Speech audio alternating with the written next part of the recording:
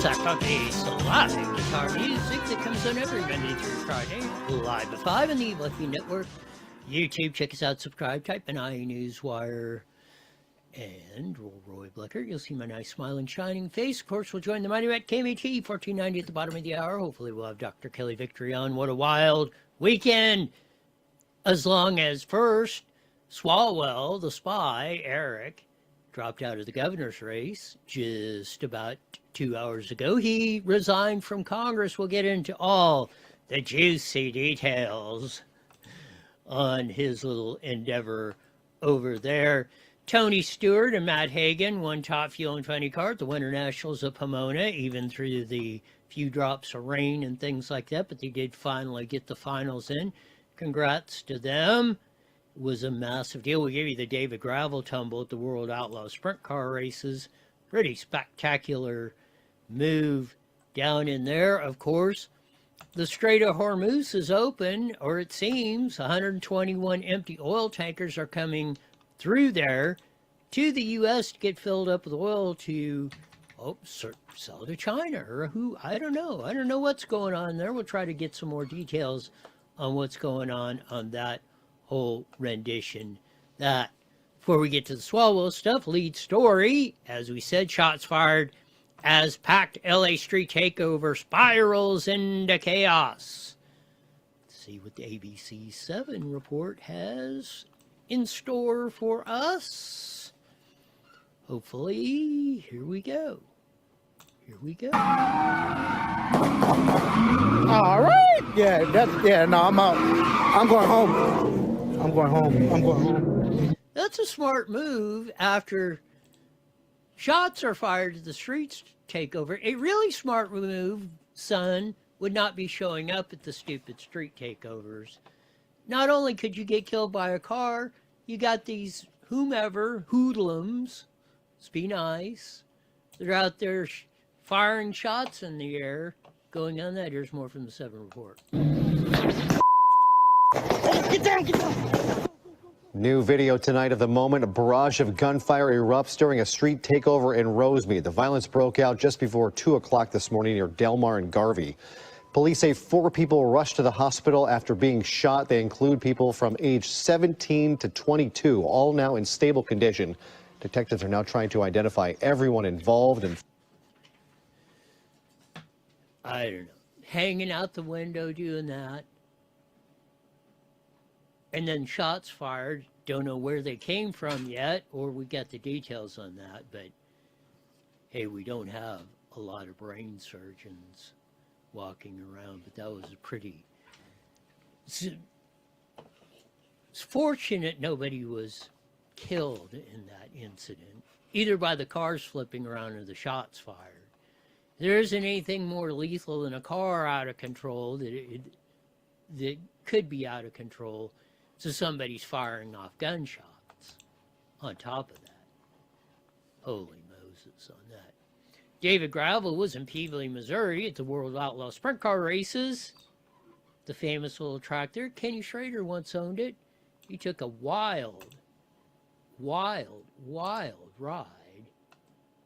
in that particular deal. Let's see if we can get this one to play.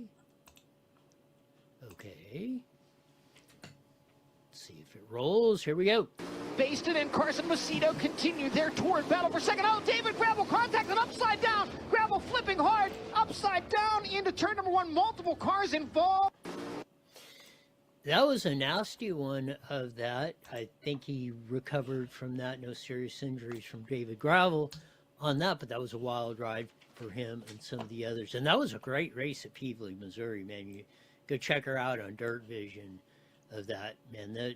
Some people said, I don't know why they don't race 100 races at Peabody. And with the race they put on Saturday night, I would not necessarily disagree with them. We had the whole spy Swalwell. We had it Friday where he pulled just about 2:30 or so. He pulled out of the governor's race. We covered that on Friday, and then the speculation run rampant. He had his little video where he looked like he was in a hooker motel. Turns out he was in Kovalek, the guy that did run for governor, and he's a billionaire, made his money in the timeshare industry. He was at his house. Tell me this doesn't look like your typical no-tell motel. This was Eric later Saturday trying to save his rear end on that. Here, hopefully, we go. We thought. It's important that you see and hear. A lot has been said about me today through anonymous allegations. I thought it was important that you see and hear from me directly. These allegations of sexual assault are flat false. They're absolutely false. They did not happen. They have never happened. And I will fight them with everything that I have. They also come on the eve of an election where I have been the front-runner candidate for governor in California. I do not suggest to you in any way that I'm perfect or that I'm a saint. I have certainly made mistakes in judgment in my past. So he did that. Then he pulled out of the governor's race. Then, of course, today, just about 2 hours ago again, I get 2:30 says time to announce stuff. Breaking news. Eric the Spy Swalwell resigns from Congress. Now he's completely out. Allegations, there were guys that had, him allegedly with a hooker up in Vegas. And another gentleman, a lot of people are speculating on maybe a U.S. senator, who knows, that you just barely see the side of his face come in. But the allegations were stacking up. His campaign staff was resigning left and right. And he didn't have much choice in this deal, I don't think, but to quit, as they say, which he did. Nancy Mace put out, or was going to put on the floor to have him expelled. A 2/3 vote in the House can expel any member. It doesn't matter if you elect them or not. And they don't really have to have a reason. It's kind of like impeachment and or removal from office for the president or judges or anything else. They don't really have to have a reason. A 2/3 vote can get you rolled out. She was threatening some others to run the expulsion route on them. Eric Swalwell appears to have so many allegations coming. He could first he tried seeing if he could just pull out of the governor's race. Well, if you pulled out of the governor's race and you were unfit to do that and the allegations were false, then why should you still be in Congress? A lot of people agreed with that, and we are rid of Eric Swalwell out of Congress, and I cannot say a second too soon. We'll pick up on more of this, Strait of Hormuz, and some other things, and plus Dr. Kelly Victory rolling out on today's show. Yes, it is. But this Eric Swalwell, going back to the Fang and the spy, he should have been thrown out of Congress then. Of course, he's up there by the Bay Area where Nancy Pelosi is, and he's been, let's say, they've been very close. She protected him, kept him on the Intel Committee after he was exposed as a spy. This is why you don't have that, because you, just like Kristi Noem's husband with that whole thing with the balloon face breast, undershirt and all that, and your wife's head of Homeland Security, that could be used to bribe the hell out of somebody. You're sleeping with this Chinese spy, screwing her. And then you're a member of Congress on the Intel Committee. You're one of like 8 or 10 people that get like all the highly, highly classified. So most of your colleagues in Congress, in the House and the Senate, don't get. Just a note on this special election since it's past the sign-up period for the next election, which would be in November, or the congressional one, the primary to run it in. Then it's up to Gavin Newsom to call a special election. He can call a special election. By the time you go through the process, they're only going to be there a couple months. And then the district lines are changing anyway due to Prop 50 and all that noise. So, not saying Newsom wouldn't do it just to spite for Trump and all that for 2 months to have somebody fill in the seat. We shall see. But that's the rule. It's up to Gavin Newsom. Gavin Newsom can just leave the seat vacant till November, or he can call a special election, which will come about sometime, probably, I'm going to say, like a month or two before the November election anyway. And like I say, the district lines, in practicality, it makes no sense. Politically, it might make some, and he may do it just, like I said, for the pure, because Democrats play 105-mile-an-hour fastball on this stuff. They do not screw around.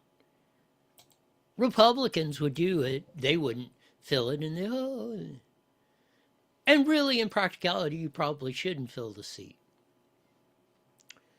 But that's just the nuts and bolts of that, so we'll see. That's entirely in gay boy Gavin Newsom's hands right now.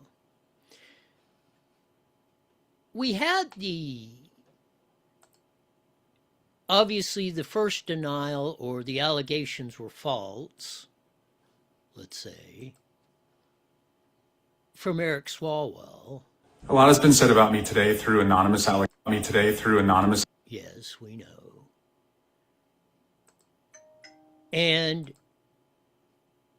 what was really interesting was this was him, and it looked like he was in a hooker motel, a no-tell motel. I mean, gel cheapo, rent by the hour.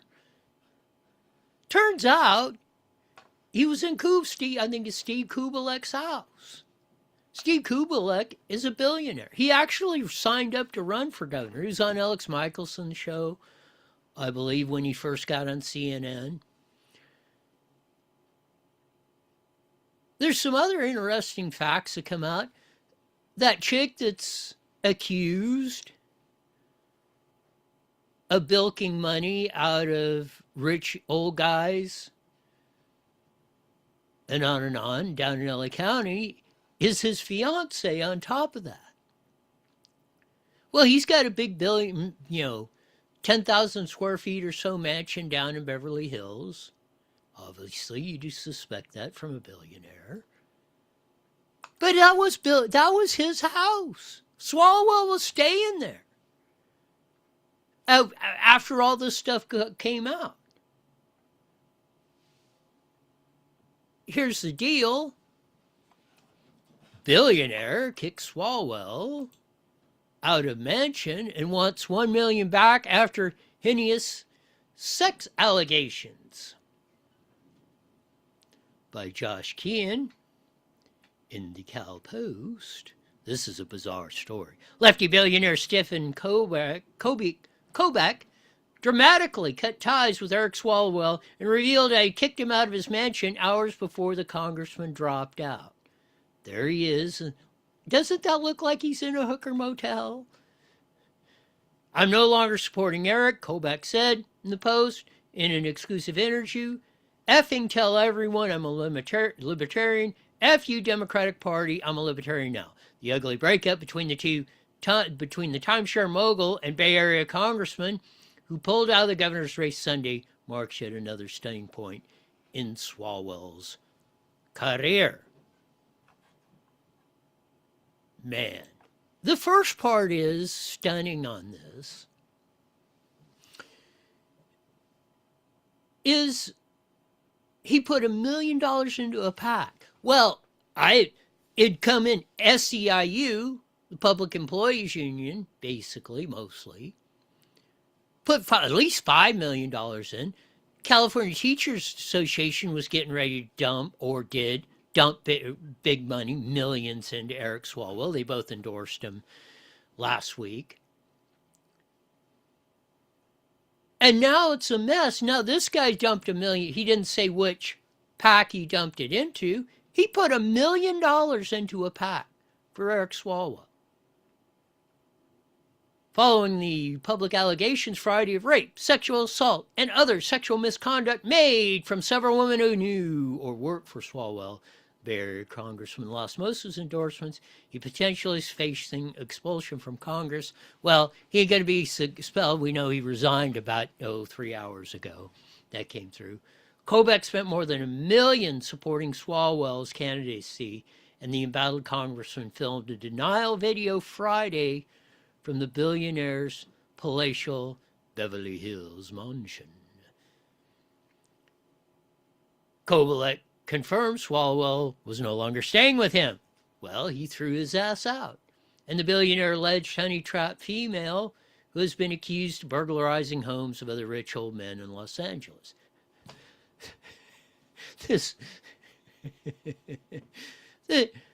Talk about tabloid soap opera. Holy cow, this guy's fiance is this chick that's accused of burglarizing homes of rich old men in Los Angeles. I have a lot of people stay in my house, Kobach said with a laugh. I built a gorgeous place, my dream home. I relish it. I'm a very generous man, thoughtful and very kind. Yeah, we need you to talk to his attorney, see if he could claw back the $1 million in support. Good luck with that. 2 weeks ago, Kobach, that's a hard one, Swalwell, his little brother, in an interview in Politico, and scoffed a previous interview where the Post asked him about rumors that Swalwell may have acted inappropriately with female and staff interns. Kobach said he's been a Democrat for almost 40 years, is now unsure where the allegations will ultimately lead, but the controversy was enough to make him walk away. I don't know.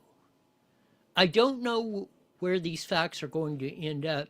You hear and read all this stuff. When asked whether he believes Swalwell and had been truthful to him, Kobach said, I'm going to have to investigate. I don't know the answer to that. Now we're playing politics.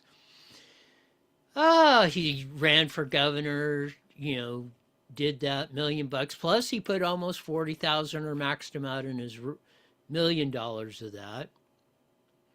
He also, Kobach, was a little harsh on Tom Steyer,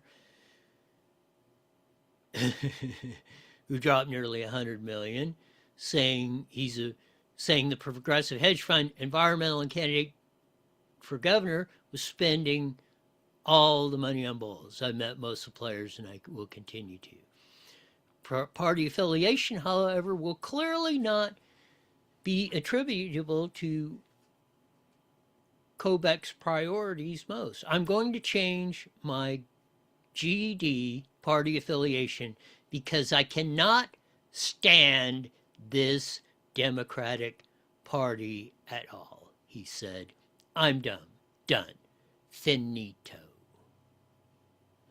Well, you pissed off. I'm sure Kobach is not the only multi-millionaire, $200 million boy, $2 billion boy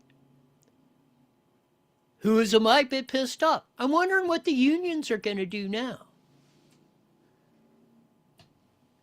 Now, on top of that,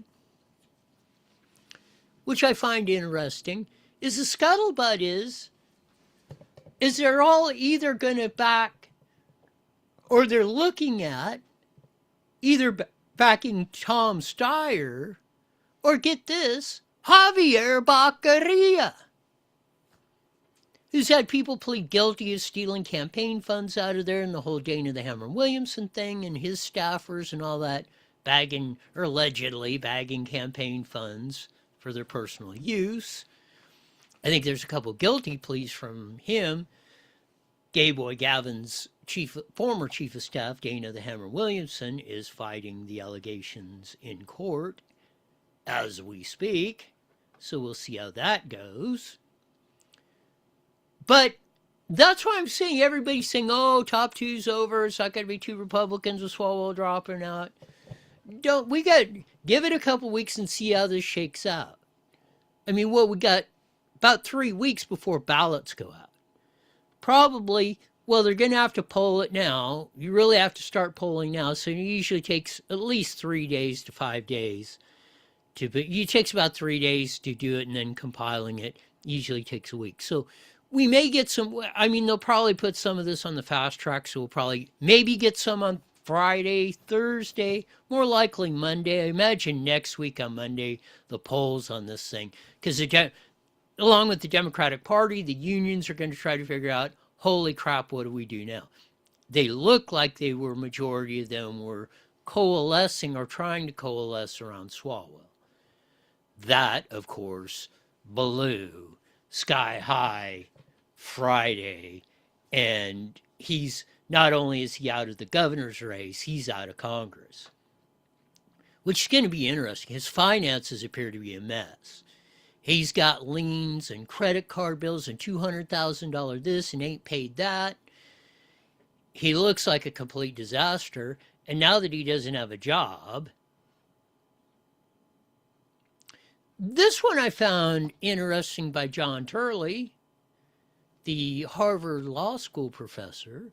In 1 week, Eric Swalwell was forced to drop out of the California race, put under criminal investigation in New York, and is the subject of a bipartisan expulsion effort while he resigned. He was even kicked out of the home of a billionaire, we covered that, and who was letting him crash. However, that's not all. And there's been lots of rumors of Eric Swalwell's running partners in these sexual picadillos. But how about other candidates? Now, who, like I said, did they get to that? I would have thought they would have all coalesced behind Matt Mahan. But that doesn't appear that, and I guess because, when he's on the spotlight, he really does, not that he doesn't come across well. I mean, he's not dynamic. He's not somebody that can rally. He doesn't appear to be someone who can rally people's support on this. It's absolutely mind-boggling of how this goes. The big question is, and I still think, that's why I say wait a couple weeks and see how the polls shake out. If this Eric Swalwell support, let's give him a top average he was getting average 15. Let's say he's got 15% of the Democratic vote. And he appeared to be the one who had the most, barely, of the icky 8, which I guess now is down to the sucky 6. Oh, and a big announcement. Everybody missed this on Sunday. Tony Thurmond pulled out of the governor's race. Yes, the ding-dong superintendent of public instruction pulled out. And his 0% in the last Democratic Party poll.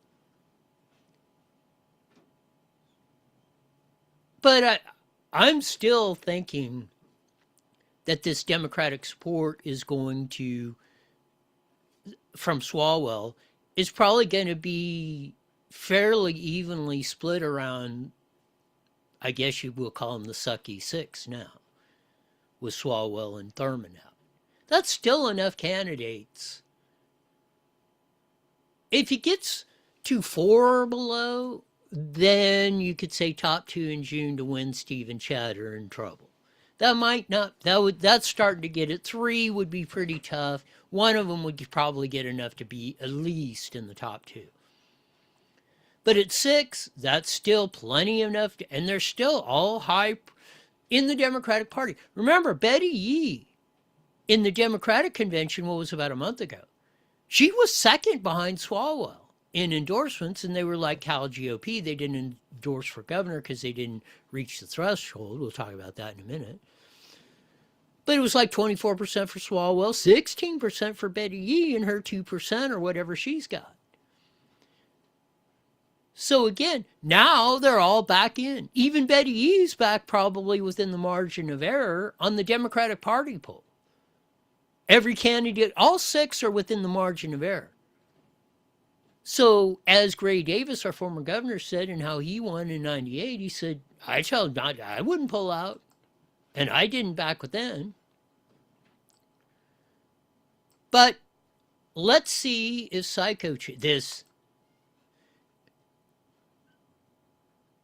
if they coalesce behind Katie Porter.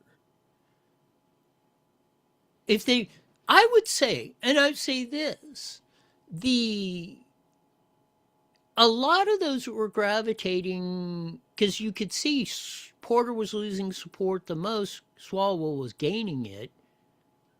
Did they go back to the psycho chick in this very famous rendition? Electrify our transportation sector, that we're going to lose more than 500,000 Californians dying prematurely to air pollution and other problems, and the state could lose. Get out of my fucking shot! I wanted to tell you that that's actually incorrect. It's not that it's electric vehicles, it's that if we don't meet the commitments under the Paris Climate Accord. That poor staffer is trying to explain their way out. Of course, we know the psycho chick Porter in the divorce documents with her husband.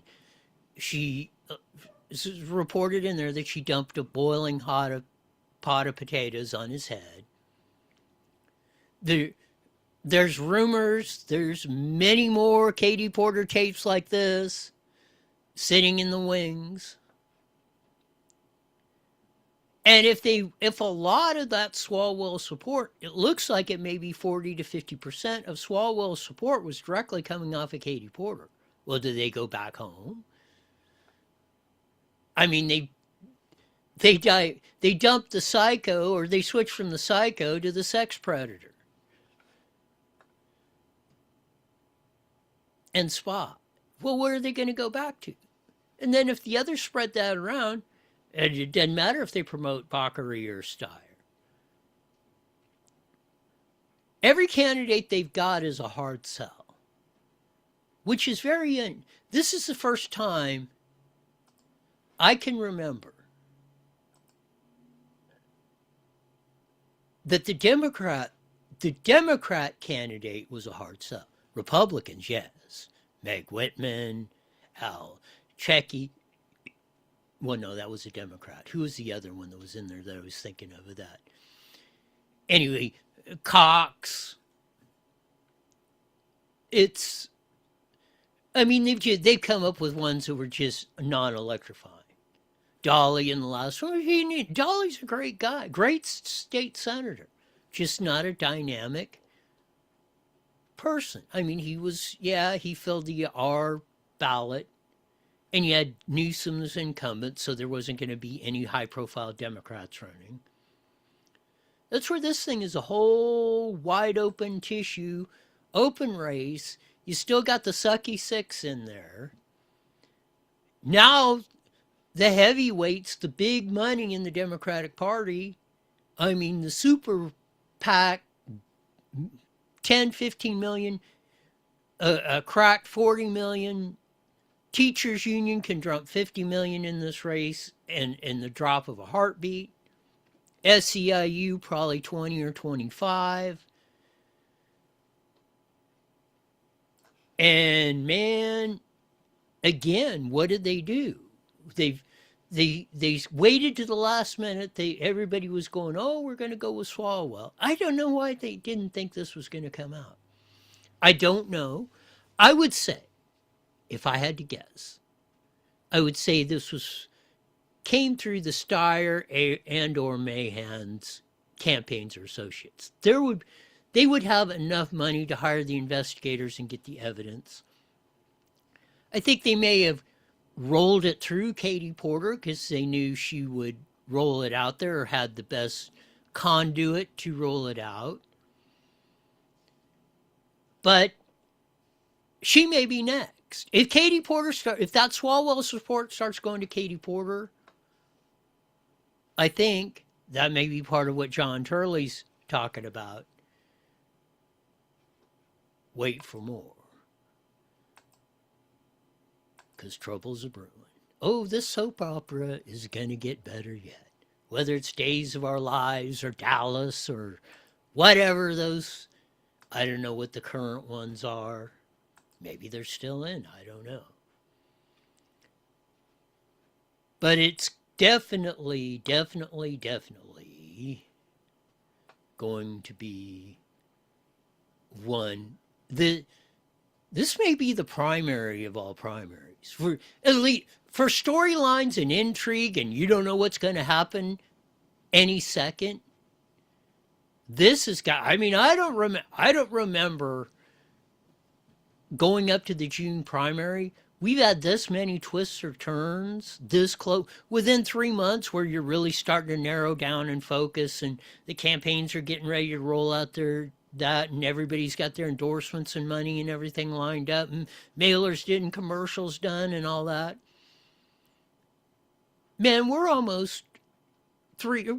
probably 3 weeks or less to get this done. And holy crap. Man, they're just like, the stories keep popping.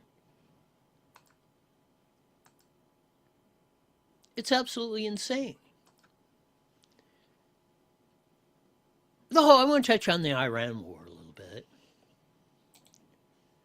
because that whole thing has been nothing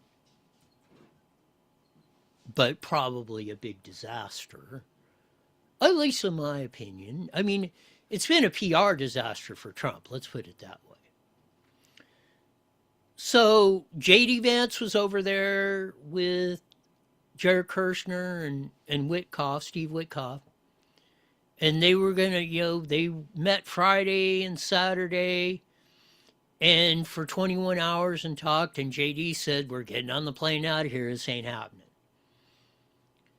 So allegedly it was stalled because they would not give up the nuclear weapons, the uranium and whatever.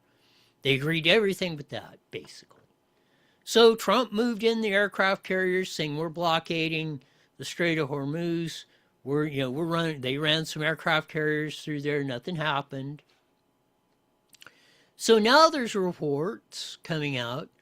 There's 121 empty oil tankers coming out of the Strait of Hormuz, headed to the United States to load up on oil and to sell it to China and all these other countries that need it. And remember the X post or True Social post that Trump put out about a week ago? He said, hey, get oil from us. We have plenty of it. Well, now our tankers are released, 121 of them, or whatever it is. I don't know if they're all USA ones. But they are on a plot headed to the United States. And the only thing they can haul is oil. They can haul each one hauls about 2 million barrels of oil in each tanker. So what, we're talking 244 barrels of oil, million barrels of oil that could be run from the United States and or Venezuela. And maybe that's what this was all about. Who knows?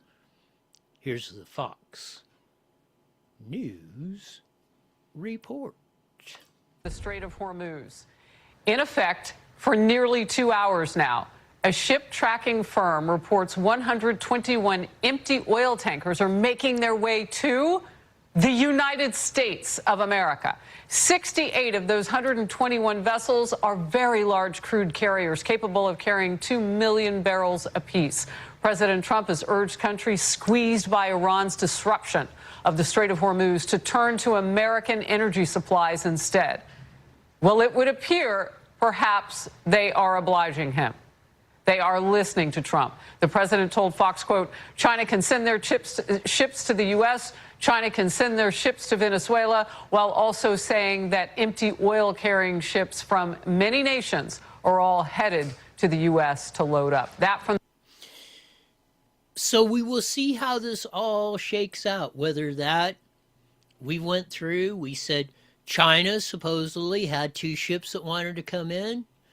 They got up to the 15 U.S. carriers that are sitting there, and they turned around. They made a U-turn, which is not easy, and they're gone. They're headed back to China. Or maybe they're headed to the United States to get the oil there. It's going to be very interesting to see how that works out. We have a lot of that. It can't be, this whole thing can't get situated out fast enough. And I mean, maybe in the end we'll come smelling out like a rose on this deal. Who knows? It'll be very, very, very interesting. Cal Matters wrote an interesting article. California Republicans caught between Trump loyalty and winning swing districts. Featured Leticia Castillo, our one from here in the IE in Riverside in District 58, who flipped a Democratic seat last election, and she's getting challenged again by Clarissa Cervantes. So we'll see that they're going to make a big play, try and win that seat. But the Cal GOP had their convention this week. And of course, the big deal is endorsement for governor and all that good stuff. But they did not endorse for governor. You got to get 60%. Chad Bianco got about 55%, Steve Hilton about 40, well, maybe 53%, 44%, and about 7% voted for no endorsement. So Chad won the vote, but he won the popular vote, if you want to say that, but did not get the endorsement because it was, he didn't reach the 60% threshold. They did endorse in rest of the other statewide races, as you can see. No endorsement. Lieutenant Governor Gloria Romero, Don Wagner for Secretary of State, Michael Gates for Attorney General, Treasurer Hawks, Controller Morgan, Insurance Commissioner Susan Gorgadin, I believe, and of course the great Sonia Shaw for Superintendent of Public Instruction, who is the great president of Chino Valley School Board, and that. So we shall see how that all shakes out. It would have probably been cool if Chad got the endorsement, since Trump got the endorsement of, Hilton got the endorsement of Trump last week. To split it. But I think it really shows again, even the ones that are locked in for Steve Hilton ain't going nowhere. And the ones that are locked in for Chad Bianco are not going anywhere. And that's a pretty 50-50 split of those who have pretty much, I'm going to say, barring an Eric Swalwell allegation or news or something dropping, they're not moving. And this is what I saw, especially, that's why I really, starting in September, October, I could see this. That's why I really started pushing the top two in June to win. Because they are locked in to a point from where I see it, that those are not moving. So we just got to get, again, we just got to still keep the strategy. The strategy is still in play with the sucky six of Democrats.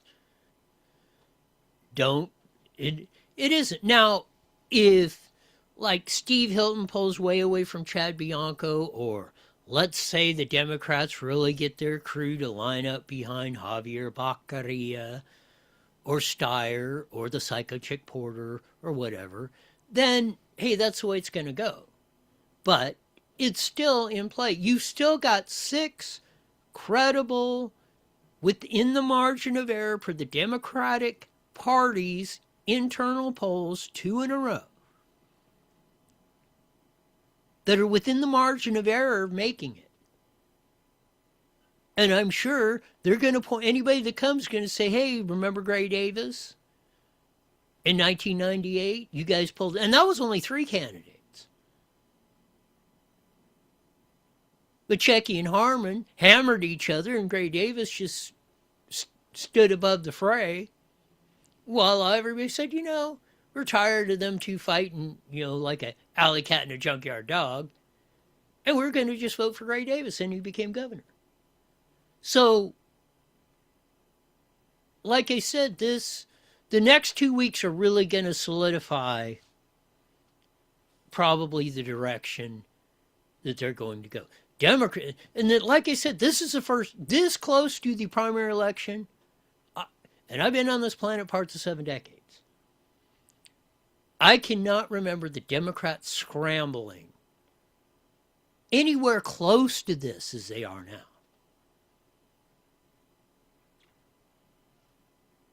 And that's the way it is, as old Uncle Walter used to say. No, it's going to be a very, very, very interesting ride here on that, because there's just so many balls. The juggler's got too many balls up in the air in this to say, yeah, he's going to catch them all, or we're going to make this look like it's smoother than wax. Dude, they're 180 degrees opposite plus. And I'm loving it. Again, first time I've seen the Democratic Party in California this flummoxed, this close to an election. And it'll be great to see how this all goes.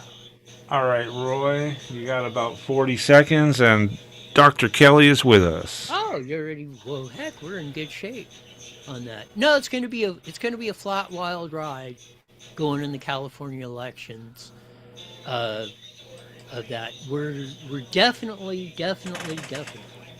All right, 30 seconds. I'm going to put you on so you can hear everything coming in now, Dr. Kelly. In this deal, it's going to be just one. Don't give up on the top 2. Don't listen to them. The sucky 6 can still pull it off, where we're getting the last of the Mohicans, and it still could be Steve and Chad. We're going to see. It's going to be definitely an interesting All right, here we go, Roy. Here we go. Newswire Daily is on the air.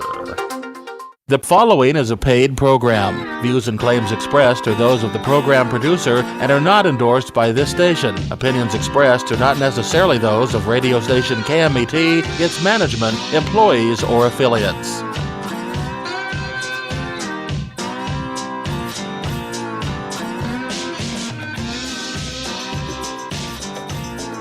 There's that funky slide guitar music that comes on every Monday through Friday live at 5:30 on the Mighty Met 1490 AM, broadcasting all over the Inland Empire in the aforementioned AM band. Join our vast video audience on Evil Uppy Network, YouTube. Check us out, subscribe, type in IE Newswire, Roy Bleckert. You'll see my nice, smiling, shining face. Plus, you can get all our archives in our first half hour of the show, where we covered the incredible street takeover, where shots were fired. It's a wonder. I mean, 4 people are in the hospital. It's a wonder somebody didn't die in that whole thing.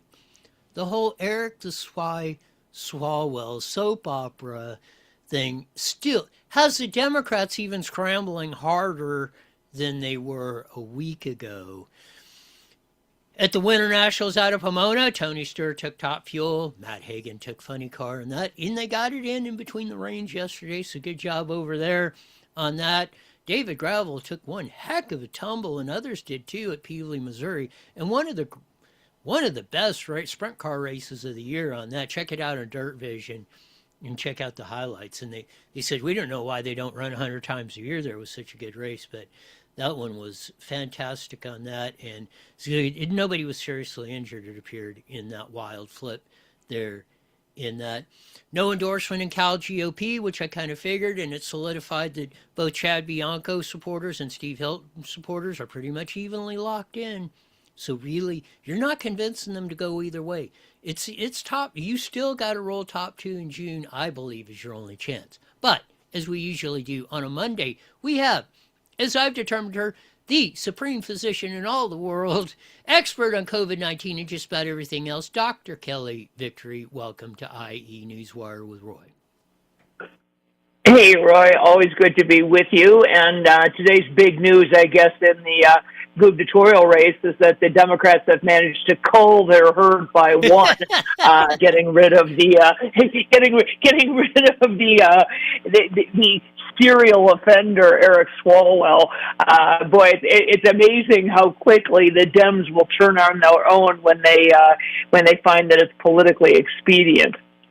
Well, usually, and it's unusual that they turn this quickly, and usually it's like, Bill Clinton, I did not have sex with that woman, and on and on and on. Usually they coalesce in that, and when he came out with the I deny all the allegation speeches and everything on Friday before he resigned for governor, and now this afternoon resigned from Congress finally, which is about 10 years too late. But the whole thing is it's amazing, and I've said I've been on this planet and seen politics for parts of 7 decades. I have not seen the Democratic Party in California in this much of a disarray.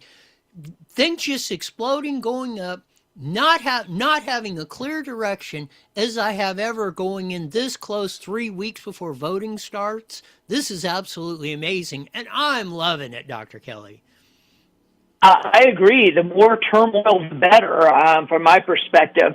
Although I thought, some months ago that it was a long shot, it's looking more and more like we could conceivably have a 2 Republican ballot with Chad Bianco and Steve Hilton if the Democrats stay in the disarray that they're currently in. They don't have any good candidates. The idea that they got rid of Swalwell and the highest polling candidate after that is Katie Porter. Oh my God! I mean, talk about it. She's right up there with Kamala Harris in terms of just unbelievably unlikable people. And by the way, the Democrats really have a knack for that, finding irritating, stupid, obnoxious women. Hillary Clinton certainly is the first one that comes to mind. But then you end up with Nancy Pelosi and Kamala Harris, and this Katie Porter woman is just a piece of work. So I hope it all continues, certainly into the summer. I think things at this juncture are looking reasonably hopeful for the Republicans.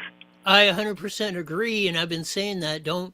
We need to, the next 2 weeks, we're going to need to see how this all shakes out. Now, okay, we're down from, the, ridiculous 8 that was, now we got the sucky 6, but they're still all high profile candidates. I mean, nobody even heard that Tony Thurmond dropped out on Sunday of that, but with Swalwell dropping out, and about 50% of his support, as I saw, was coming from Katie Porter. So if they go back to her, and then the rest of them kind of just drift to that, and now I hear the Democratic Party is either thinking of promoting Javier Baccaria or Steyer. These guys, like I said, they are scrambling harder than I've ever seen them, and this is total out of character for them. They've usually got their ducks in a row at this point, and they're cramming it down your throat, saying, hey, if you don't line up here, we're going to do that. Now they're going like, oh, every time they do something, it blows up in their face, Dr. Kelly. No, I agree, and so be cautiously optimistic, but don't count your chickens just yet. As you know, the Democrats have a remarkable way of pulling out the stops at the end. They are very good at cheating. They are very good at, dumping insane amounts of money. Look, Steyer he's a billionaire. He could throw a ton of money at this. There are people out there who could really change the tide on this thing, largely because of a huge influx of money. So it's too early to say. I'm just, as I said, being cautiously optimistic at this point. The other thing I'd like to get your opinion on is this whole Strait of Hormuz. We put the blockade in. Now the reports are, the people that track the shipping, 121 ships are headed now to the United States, oil tankers that can carry 2 million barrels of oil apiece, that are heading to the United States now that we blockaded it off. I mean, I've been very shaky, skeptical of this whole thing, and I said when it started, Trump better have a plan to get control of that Strait of Hormuz. If this winds up doing that, or shifting the demand, or picking up that people are more, the rest of the world is more dependent not only on U.S. natural gas, but oil coming out of the North or South Americas, it may look in hindsight like a very good play, but what say you, Dr. Kelly? I agree with you. It's certainly, Trump, again, is one of those people who ends up, he does stuff that you first think, oh my gosh, this is going to only go sideways, and then somehow he manages to pull it off. So, again, I still stand with the idea that we had no choice but to take some action in Iran, because I firmly believe that they were creating the ability to, or they had the ability to create a nuclear warhead, and that was absolutely unacceptable. So we had to take that action. As things happened not uncommonly, we got in deeper than we wanted to early on. It's just been a week now. Had we not been able to get those downed airmen back as quickly and as unharmed as we did, things could have really been bad. But this most recent move with getting tankers in there to move oil is only Trump. Only Trump manages to pull it off. 1,000%. I caught a clip of yours that you posted on X with Dr. Drew, and you were making the case, or studies or something, that ivermectin may rival or exceed chemotherapy in cancer treatment. Tell us about this, Dr. Kelly. Absolutely. Look, the data on ivermectin, which was originally developed as an anti-parasitic drug, but the data on it as an anti-cancer agent has been around for decades, Roy. It's been well known in the veterinary world. Veterinarians have used it to treat cancer in dogs and cats and other small animals for 20 years. And certainly there's been a lot of research into this already that's been highly suppressed. Johns Hopkins had a patent on the use of mebendazole, another antiparasitic, for the treatment of brain cancer 10 years ago. So don't think that this is all brand new. The issue is that it is, like so many things, it's been suppressed by Big Pharma because there's no money to be made in the development of ivermectin and mebendazole or fenbendazole, other cheap antiparasitic drugs. The reality is there are over 12 well-documented mechanisms by which ivermectin inhibits cancer growth, prevents it from metastasizing, and actually kills it off. The study I was talking about was a purely observational study that was just completed, looking at 200 cancer patients who used ivermectin and mebendazole, and 84% of them reported positive outcomes, either a complete remission of their cancer or regression of it. It was the remarkable findings. Again, just an observational study, lots of limitations in that kind of a study, certainly doesn't prove anything, but the results are compelling enough that we should be putting a lot of money into large, well-controlled studies on this class of drugs for cancer, because unlike chemotherapy, Roy, chemotherapy kills cancer cells, but it kills everything in between. It kills a lot of healthy cells as well and wipes out the patient's immune system. If it is in fact true, and it certainly appears that it is, that these antiparasitics not only kill cancer, prevent it from spreading, don't allow it to metastasize, and at the same time, they boost your immune system, they protect your immune system, that is an overwhelming win. So right now, there are multiple studies going on worldwide with this class of drugs, and I think despite how much the big pharma would like to keep it hidden, it is undoubtedly going to get out, and I think that people will find very quickly that even if you choose to do chemotherapy, adding this class of drugs, adding ivermectin and or mebendazole to that regimen is going to be very, very fruitful. This is what I want to put out to the statement to all of those that castigated Dr. Kelly and everybody else that said ivermectin and called it a horse medicine when it's an over-the-counter medication. Now, in some place in the United States and a lot of places worldwide, they said, "Oh, it's crazy. You never did. It's witchcraft and all that." And I know you got beat over the head, and many others did. Over the whole COVID thing. And now this is coming out. Something that's very cheap, simple, may extend the lives of many people. And if you've seen anybody that went through chemotherapy treatment, you would not wish that maybe on your absolute worst enemy, but probably not even that. It is not a fun ride by any means. So my statement to all of you that ran the whole ivermectin con, that it was going to destroy the world, stick it up your rear end. That's all I got to say, Dr. Kelly. No, I agree. Listen, I've been preaching this for a long time. I maintain I will end up on the right side of history. I know many patients using this combination to treat cancer, some of them choosing to do traditional chemotherapy as well, but many of them choosing just to do this. And the stories, you can say, oh, that story's anecdotal or this or that. Well, here's the reality. When you end up with, thousands and thousands of, quote, anecdotal stories, pretty soon it's actually a study.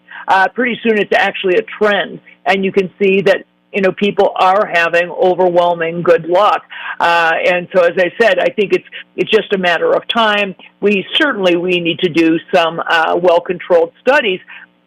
But the beauty of ivermectin and mebendazole is that they are so darn safe.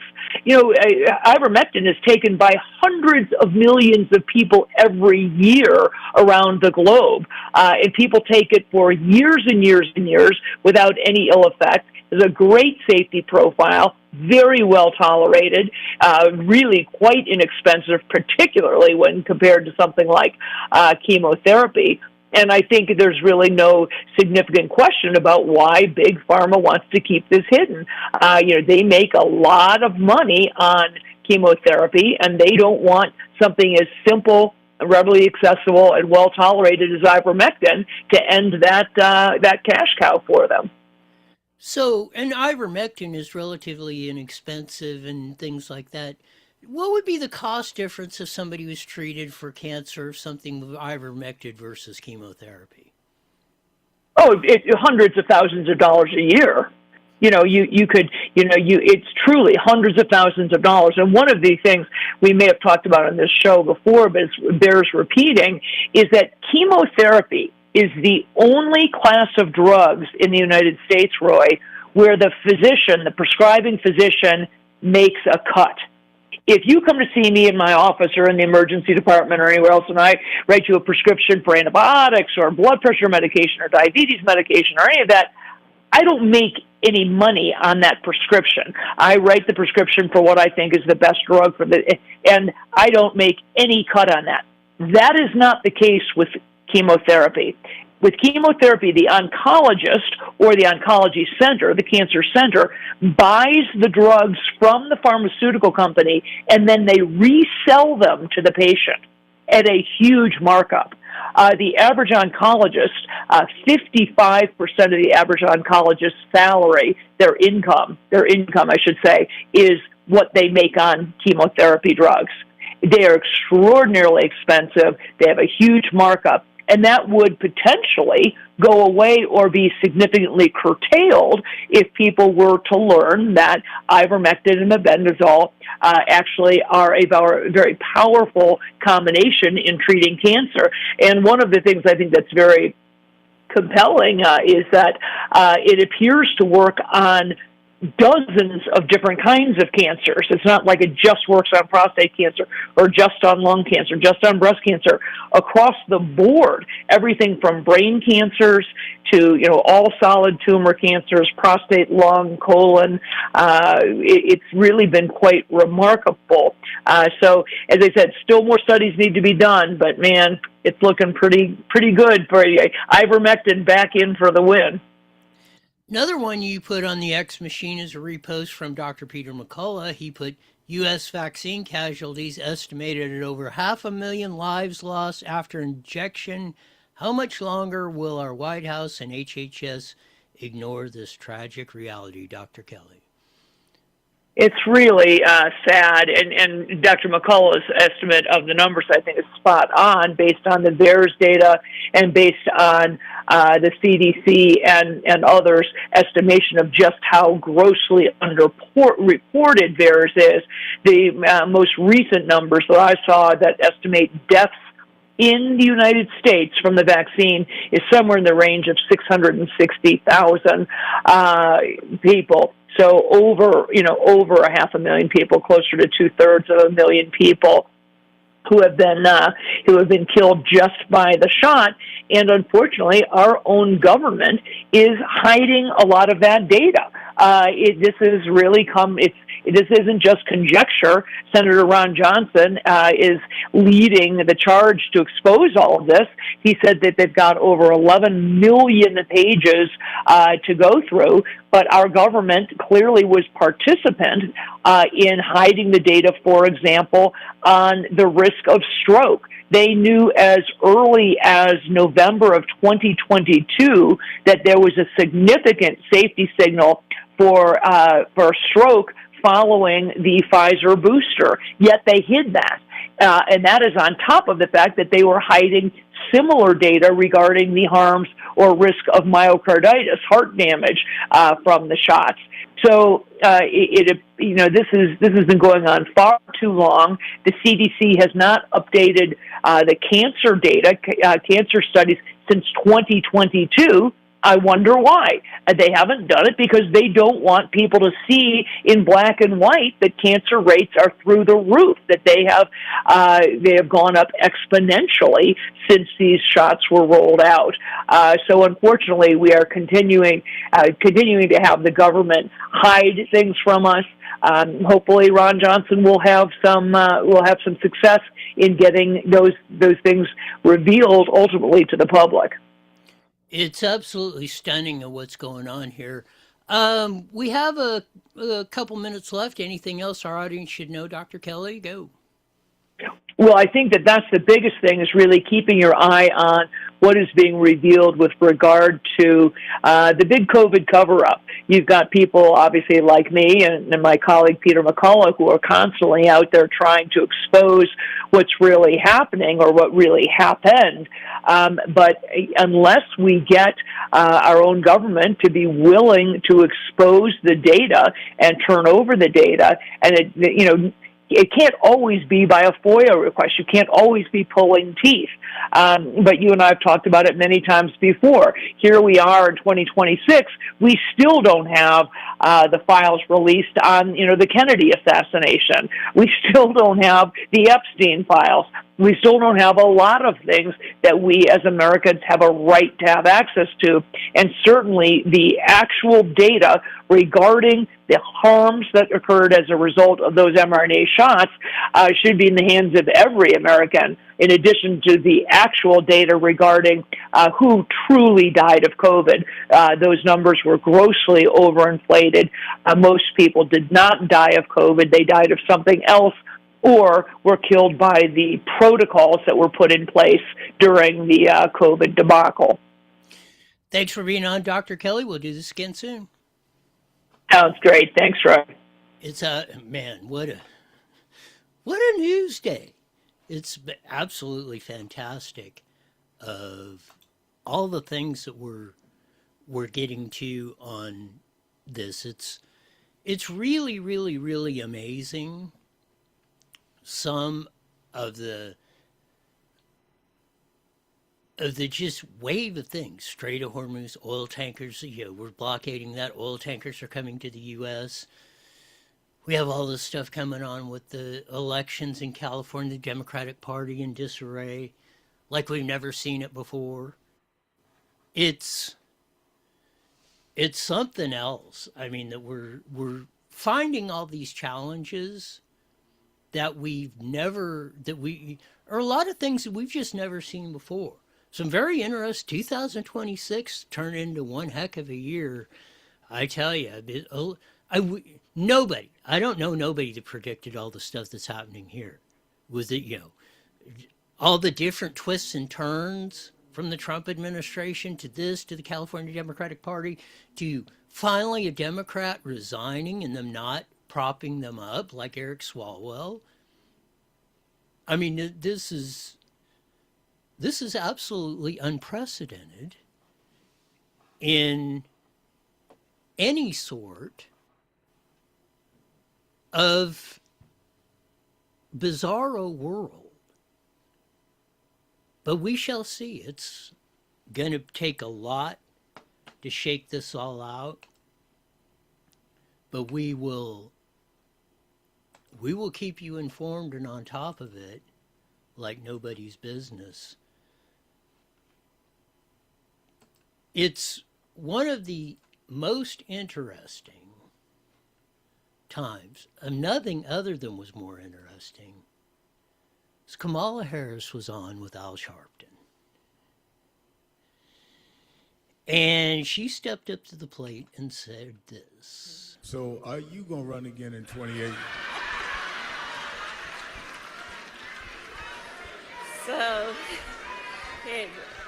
okay, I tried to be subtle, but I just figured I'd go right well, at it. that's as subtle as Reverend Al Sharpton could ever be. We love you for many things, but not being subtle. Listen, I might. I'm thinking about it. I might. I'm thinking about it. Oh, I'm going to say 98.7% she's in. She's had a rivalry with Gavin Newsom. They came up, well, Willie Brown both appointed them, maybe for maybe the same reasons, who knows, back in the early 2000s to their positions in the Bay Area. And, they do not, at least everybody, most people say, and that have been inside the San Francisco politics area, have said Kamala Harris and Gavin Newsom do not like each other. They've had this competitive rivalry. They came up the same, through the ranks at the same time, looking at the same positions. And she might just run for president. I think a lot of this is why she didn't run for governor, and people are trying to say, what she can do. I think she's still got time to qualify as a write-in candidate. Some people floated that when Swalwell pulled out. So who knows of what comes up with this. But we're definitely going to see some very interesting politics, not only in 26, but going into 27 and then 28, which is going to be the presidential. And again, the presidency is going to be an open seat, just like the California governor's race, because Trump is termed out. So it's going to be, that may be even wilder than this, what's going on in California and with the Swalwell deal and whatever the midterms come out with. Just like this deal with the Hormuz and the oil tankers coming to the U.S. to tank up or whatever's happening there. Man, it's a wild ride, I guarantee you that. But we, again, will cover it on this show in the Mighty Met KMET 1490 like nobody's business. And you'll get analysis here you you probably won't hear anywhere, and probably more accurate than most people, too. That'll do it for today. As we usually say at this time, mandatory, you're back here in 23 hours wide. You're the best darn show in the whole wide world. Until then, see ya. The proceeding was a paid. All right, Roy. Yeah, that Swalwell thing, man. I think they did it to themselves. Really, I think they did this so they could narrow down the vote to get their guys more votes, so they can get one of them in. It might, but it might backfire on them. The way things are going, there's as much possibility as that as it does backfiring. Like I say, we're going to know more in 2 weeks, but let's see how it all shakes out. Yeah. Who knows, man? I don't know. All right, Roy. I'll talk to you tomorrow. You got